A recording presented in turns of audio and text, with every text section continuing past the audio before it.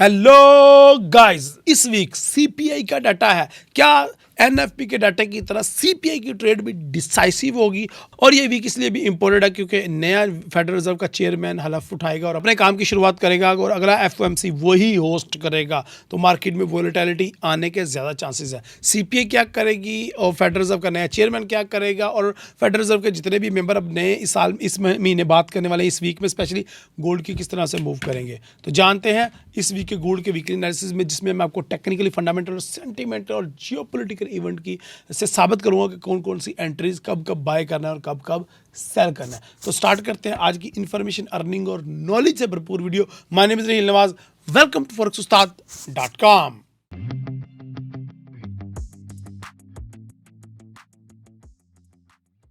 United State of America और Iran के दरमियान मामलात बेहतरी की तरफ बढ़ रहे हैं। क्या गोल्ड प्राइसेस आने वाले हफ्ते में $4,438 लेवल तक ड्रॉप होंगी, या बुलिश रास्तों का इंतखाब करते हुए $4,857 लेवल तक अप होंगी? आइए forex-ustad.com के साथ गोल्ड वीकली एनालिसिस डिकोड करते हैं। यूनाइटेड स्टेट ऑफ अमेरिका ने लेबर मार्केट के बहुत अहम अदादोशुमार रिलीज कर दिए हैं। अनएम्प्लॉयमेंट रेट 4.3% तक स्टिक हुआ है। लेबर मार्केट के मिले जुले अदादो शुमार की बुनियाद पर गोल्ड प्राइसेस ने हल्का सा अपवर्ड रास्ता तय किया है। आने वाले हफ्ते में इन्फ्लेशन के बहुत अहम अदादो शुमार रिलीज किए जाएंगे। कंज्यूमर प्राइस इंडेक्स डाटा और producer price index data financial market को वोलेटाइल कर सकता है। ईरान और आबनाए हरमस के मुतल्लिका डोनाल्ड ट्रंप के बयानात ने फाइनेंशियल मार्केट को ईज किया है। ऑयल प्राइसेस में कमी नोट की गई है। कॉस्ट ऑफ ट्रांसपोर्टेशन और कॉस्ट ऑफ प्रोडक्शन में भी कमी नोट की जाएगी। इन्फ्लेशनरी प्रेशर में कमी होगी। इंटरेस्ट रेट हाइक बयानिए में कमी होगी। DXY और 10 ईयर यील्ड भी डाउन रास्तों का इंतखाब करेंगी। रेसिप्रोकल इफेक्ट की बुनियाद पर गोल्ड प्राइसेस अपने all time high level achieve कर सकते हैं। दूसरी तरफ सऊदी अरेबिया और यूनाइटेड अरब अमारात के दरमियान मामलात कन्फ्लिक्ट की तरफ बढ़ रहे हैं। मौजू पर detail video forex-ustad.com YouTube channel पर रिलीज कर दी गई है, जरूर देखिएगा। सबसे पहले जल्दी कैलेंडर इवेंट्स को देख लेते हैं। एफओएमसी के मेंबर्स बात करेंगे, Fed Bowman, Daily, Goldsby and Walker, ये बात करेंगे। उसके बाद मंडे को कोई इतना खास डाटा नहीं, एग्जिस्टिंग होम सेल का डाटा है। अगर बात की जाए ट्यूसडे वाले दिन सीपीआई का डाटा है, बहुत ज़्यादा important. CPI month by month, CPI year by year core CPI का डाटा है। और फेड चेयर जो नॉमिनेट हुए हैं उनकी वोटिंग होएगी, तो ये इंपॉर्टेंट डाटा है।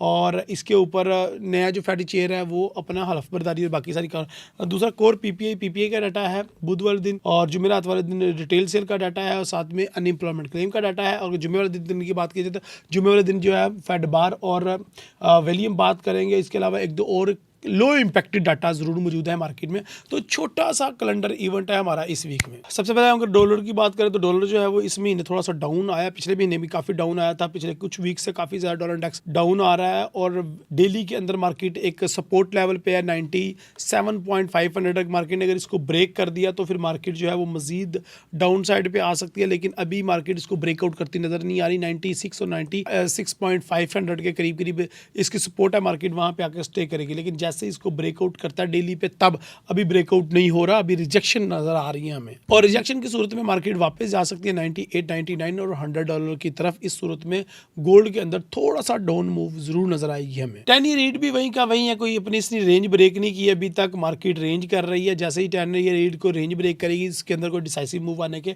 चांसेस हैं। अगर हम गोल्ड को देखें तो गोल्ड इस वीक ओपन होते ही इस मंथ थोड़ा सा अपसाइड पे गया है। वीकली में भी थोड़ा सा अपसाइड पे गया है, लेकिन वीकली में थोड़ा सा इसकी डविश टून थी। अगर डेली की बात की जाए तो डेली में गोल्ड जो है वो एक सेल का पैटर्न क्रिएट कर रहा था, लेकिन वो शायद रिजेक्ट हो गया और यहाँ से 4500 से गोल्ड अपसाइड पे जाना शुरू हुआ है।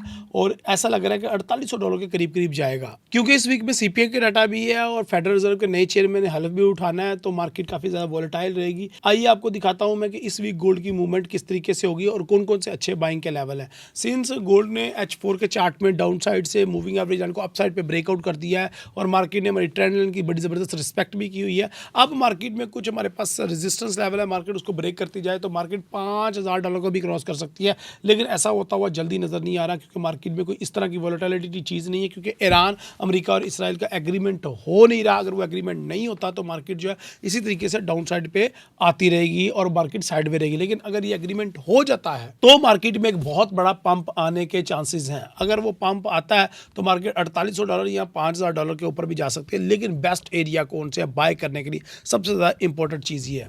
तो H4 के चार्ट के ऊपर हूँ मैं, सिंपल है कि सबसे पहला अगर मार्केट ये हमारी ट्रेंड लाइन को ब्रेक करती है और मार्केट मंडे को हमारा रेजिस्टेंस लेवल ब्रेकआउट नहीं कर पाती तो 4730 से हमारा सेल का लेवल बनेगा और सेल की ट्रेड बनेगी और सेल को होल्ड कर सकते हैं हम 4650 तक और 4635 4600 आप ये समझ लें 22-25 तक मार्केट आ सकती है। 4622-25 अगर मार्केट इतना नीचे आती है तो ये हमारे लिए ग्रेट लेवल होगा बाय के लिए, क्योंकि मार्केट में हमारे पास नीचे अच्छा सपोर्ट लेवल भी मौजूद है, वो $4500 और $4600 के करीब करीब मौजूद है। और इसके अलावा हमारे पास बड़ा जबरदस्त किस्म का एक मूविंग एवरेज लाइन भी मौजूद है जिसको टक्कर खा के मार्केट दोबारा अपने रेजिस्टेंस एरियाज की तरफ बढ़ सकती है। यहाँ पे आती है हमारी जबरदस्त बाय की एंट्री जो पूरे वीक में हमें सपोर्ट करेगी। सो ये हमारा जो $4600 है ना, ये देखें पहले मार्केट ने यहाँ पे एक नेक लाइन क्रिएट की थी, यहाँ पे इस नेक लाइन के करीब करीब 4620 4630 ये हमारा एक स्ट्रॉन्ग बाइंग का एरिया और मोमेंटम बन सकता है और इधर से हम दोबारा से 4700 और 4750 को ब्रेकआउट करते हुए $4880 तक जाएंगे। तो यहां तक अभी तक हमने एक सेल की अपॉर्चुनिटी डिस्कस की है जो कि मंडे से लेकर ट्यूसडे तक जारी जा सकती है और उसके बाद सीपीआई के डाटा के ऊपर हम रिलाई करेंगे। सीपीआई के डाटा के बाद हम गोल्ड को बाय कर सकते हैं और $4800 का टारगेट ले सकते हैं। $4880 तक भी मार्केट जा सकती है। लेकिन यहाँ पे भी नोट करने की चीज ये है कि $4880 एक ऐसा लेवल है जहां से मार्केट 3-4 दफा रिजेक्शन खा चुकी है 4840 4880 से। तो यहां से हमारा दोबारा से सेल भी डेवलप हो सकती है, क्योंकि मैंने जिस तरह के आपको बताया कि जब तक अमेरिका और ईरान के दरमियान कोई एग्रीमेंट नहीं हो जाता, क्योंकि अब तो एक और पंगा भी स्टार्ट हो गया और वो पंगा है यूएई का। जैसा कि आपको पता है कि यूएई 7 रियासतों से मिलकर एक कंट्री बना था, लेकिन हो सकता है अब शारजा और दुबई यूएई से अलग हो जाए और इस बीच में ज़्यादा मोहम्मद बिन सलमान जो कि सऊदी अरब के प्रिंस हैं वो भी कोशिश कर रहे हैं कि किस तरीके से चीज़ों को अपने तरीके से मॉडिफाई कर लें। तो आने वाली कंडीशन में गोल्ड के अंदर थोड़ी सी वोलेटिलिटी आ सकती है। अगर यूएई की तकसीम होती है और वो अलग अलग कंट्रीज या अलग अलग रीजन बनते हैं तो फिर मार्केट मजीद अपसाइड पे जा सकती है। इस सूरत में हम यहाँ से फिर $4800 को ब्रेकआउट होते हुए देखेंगे। अगर ये ब्रेकआउट हुआ तो जिस तरह के वीडियो को मैंने स्टार्ट में कहा था कि मार्केट $5000 को क्रॉस कर सकती है, फिर मार्केट $5000 को क्रॉस कर सकती है। लेकिन ये भी बात याद रखिएगा, ये महीना इसलिए भी इंपॉर्टेंट है कि डोनाल्ड ट्रंप आ रहा है पाकिस्तान और चाइना के विजिट के ऊपर। डोनाल्ड ट्रंप जैसे ही चाइना आएगा तो बहुत ज़्यादा इकोनॉमिकल एक्टिविटीज़ होंगी जिसकी वजह से गोल्ड की मार्केट के अंदर बहुत ज़्यादा तेज़ी आ सकती है या फिर गोल्ड की मार्केट साइडवे ट्रेंड का शिकार हो सकती है। तो इन दोनों सूरतों में हमने अपने ट्रेडिंग के जो भी डिसीजन लेने हैं इनको लाजमी कंसीडर करना है। सो अभी मंडे से अगर मैं 4780 से सेल करता हूं तो 4550 या $4600 तक मैं सेल करूंगा और उसके बाद सपोर्ट लेवल से बाय करके मैं 4880 तक को टारगेट कर रहा हूं इस वीक में। और उसके बाद अगर ये ब्रेक होता है तो $5000। ये मैंने वीडियो को कंक्लूड कर दिया और समराइज कर दिया, क्योंकि सारे सिग्नल हम फ्री में दे रहे होते हैं फॉरेक्स उस्ताद के व्हाट्सएप के ग्रुप के अंदर। और व्हाट्सएप के ग्रुप की एक्सेस अब आपको मिल सकती है 100% फ्री, क्योंकि फीस हमने कर दिया खत्म। You can contact my team इंशाल्लाह I will add you in my secret group. तो है ना मजे की बात, तो जल्दी जल्दी ग्रुप में आ जाओ ताकि मैं आपको लाइव एंट्री और एग्जिट पॉइंट दे सकूं। ओके, तो आज इस वीक में जो सबसे ज़्यादा इम्पोर्टेंट है वो है इस वीक का सबसे ज़्यादा इम्पोर्टेंट लेवल, और वो है इस वीक के एंड में हो सकता है मार्केट जो है वो 5200 और $5300 तक चली जाए। क्या ऐसा पॉसिबल है? यस, सीपीआई के डाटा के ऊपर डिपेंड कर रहा है सारा कुछ, क्योंकि जिस तरह का एनएफपी का डाटा आया था वो मार्केट के अंदर वोलेटिलिटी लेके आया था डिसाइसिव, इसी तरीके से सीपीआई का डाटा भी मार्केट में डिसाइसिव मूव लेके आ सकता है। तो उसके लिए तैयार रहना आपने, और अगर आपका कोई डिफरेंट पॉइंट ऑफ व्यू है तो प्लीज कमेंट में राय का इजहार करें। अब मैं चलता हूं H1 के ऊपर ताकि आपको मैं मजीद डिसाइसिव एंट्रीज दे सकूं।